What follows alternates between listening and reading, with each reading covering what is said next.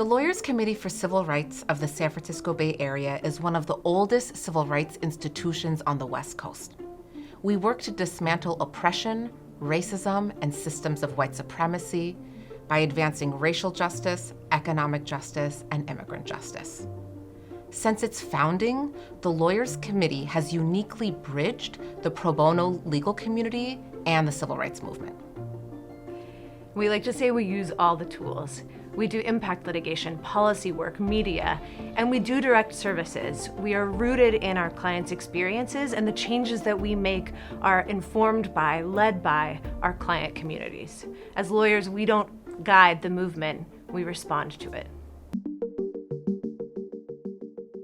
The end of September, the eviction moratoria was lifted, and a lot of small business owners are really out of options. And that's where our services, specifically through our Legal Services for Entrepreneurs program, really plays a pivotal role in addressing the needs of these small business owners. Welcome to the Commercial Lease Negotiation Tactics for Small Business Owners presentation.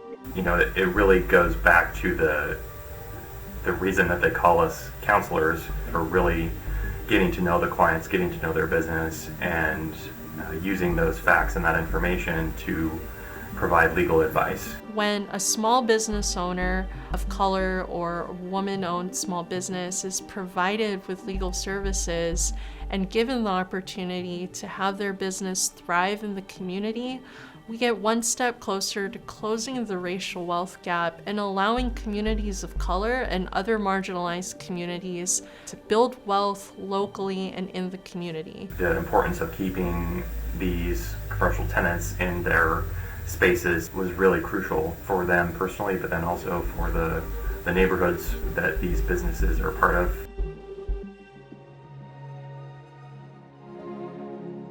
The family separation policy was designed to cause asylum-seeking families so much emotional anguish and despair that they would abandon their claims for relief in this country. They were incredibly impacted and traumatized by the way that the US government had treated them. We met children who were afraid to go to school because they didn't know if their parents would be there when they got home. We started a collaborative with our close nonprofit partner, the Asylum Seeker Advocacy Project, in late 2019, early 2020, to empower, inform, and assist as many affected families around the world as possible to file the first step of one of these FTCA claims, which is an administrative claim. We have found attorneys for over 300 asylum seekers separated at the border, provided technical assistance to all those amazing pro bono attorneys who have taken on these cases and have hit the ground running. We've helped to launch a movement to fight for justice for separated families and to ensure that families are never separated again. ASAP was willing to take on the unimaginably ambitious project of universal representation for separated families on their tort claims. So we really need the help of volunteer attorneys who can and should be using their expertise to help families who were separated at the border. It's critical, and we're so grateful to those who have already lent a hand. We were contacted in April 2020 by LCCR with a number of families who had claims that were imminently going to be lost due to the statute of limitations. We tried to immediately jump into action to try to get their claims on file so that they would be timely. You know, it's one thing to read a newspaper story or see a CNN story of a family that's been separated, but when you are spending time sitting down with a father who talks about what it was like to see his son ripped from his arms, by far of this process, that was the most significant and difficult to do, but it's also the most important because it validates why we're doing it. A young man who had been separated from his father when he was 14 years old, he asked me, "Why is it that you're doing this work for us? Why would you choose to represent us, including for free?"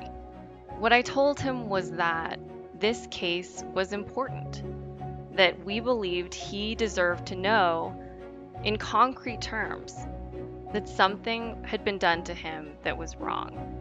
And we wanted to stand up for him and show him that others, including courts, would acknowledge that.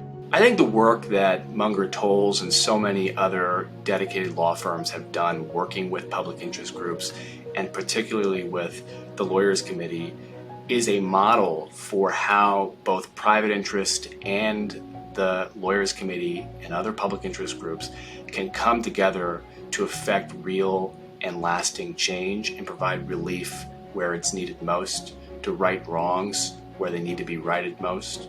We don't stand alone in this effort.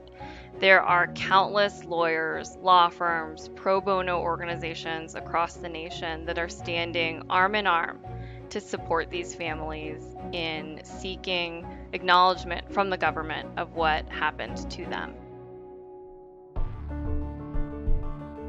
California's criminal legal system funnels tens of thousands of Californians, mostly low-income Californians, mostly black and brown Californians, into abusive bail bonds contracts. In our experience, a huge portion of bail bonds contracts involve unlawful terms and illegal debt collection practices. It turned out that LCCR had conceived of a bail clinic project, and essentially what that was is to help people who have been victimized by bail bond companies, basically for predatory loans. At a time when we were having to overhaul the clinic to adapt to changes wrought by the pandemic, Luke and other attorneys at Wilson Sonsini helped us staff 8 cases. We've gotten debt relief in the tens of thousands for numerous clients at this point. Is something that exemplifies to me how innovative and flexible and creative LCCR has been, and we have just loved to be a part of it. One of the very first that we had in the clinic, she essentially took on a loan for her friend. Her friend was in a tough spot, and when she wasn't able to pay it, they began to relentlessly harass her, whether it was at work, at home, calling her elderly mother. And the thing that really made it personal for me was reading the reports of the person who had been hired to collect from her, and them describing her mother in terms that I felt were essentially racist. And I took that very personally as someone who's experienced racism in my life. And so to be able to help her absolve that debt and reassure that, no, this was not okay, was something that was really meaningful to me as well. The Bail Clinic Lawyers Committee, with co-counsel at Kecker Van Nast, filed a class action cross-complaint against Bad Boys Bail Bonds for systematic failure to provide appropriate notice to co-signers. The case concerns over $38 million of bail bonds debt, and if we ultimately succeed in the case, it will protect thousands of co-signers from continued abusive debt collection efforts by Bad Boys Bail Bonds. Let me get it done. Whoa, I just got hit with something.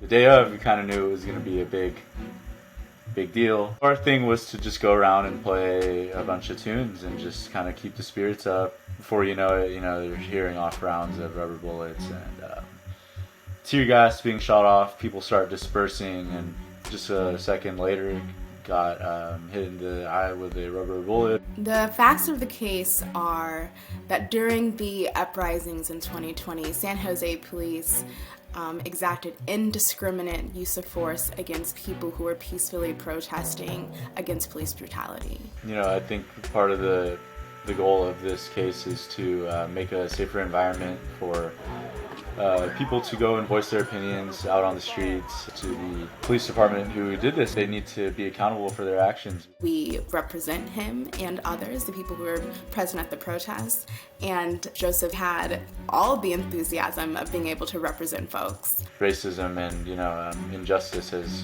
come upon in new ways, and it's our job again as kind of like the young minds to tackle it yet again. I think protest is a thing that's very much what this country is built upon, and We want to be able to go do it safely. We want to end police brutality towards protesters. The goal that has been articulated and repeated over and over by our clients is they want to see structural change in their community. They want to see the policies changed, they want to see systems of accountability, and they want to see that these weapons that enacted this egregious harm be done away with and not used to control crowds of people who are simply trying to speak to their government. The victories in 2021 for the Lawyers Committee has demonstrated that it's possible to adapt, to transform, and to build a better future.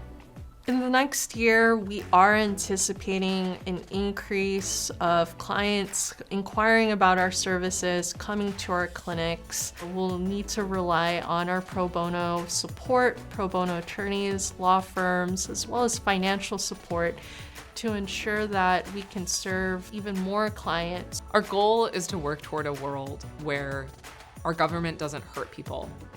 And by demonstrating that there are consequences when policies hurt people, in this case, some of the most vulnerable people among us, we hope that we can build toward a different approach where our government respects human dignity, no matter who you are or where you come from. Come get involved. Lend your talents to our work, help us advance our campaigns, win our cases, and in doing so, you'll have some of the most gratifying experiences of your career. Getting to meet clients you otherwise never would have met, helping resolve issues that otherwise feel intractable. We can see the power in our shared humanity, and we know the cost of excluding so many people from our current society. The strength of the Lawyers Committee is in the depth of our partnerships. Every single attorney in every sector has a role to play in dismantling systems of oppression and racism. The fact that you show up, you bring your time, your resources, and you bring your heart into the work, that gives us hope.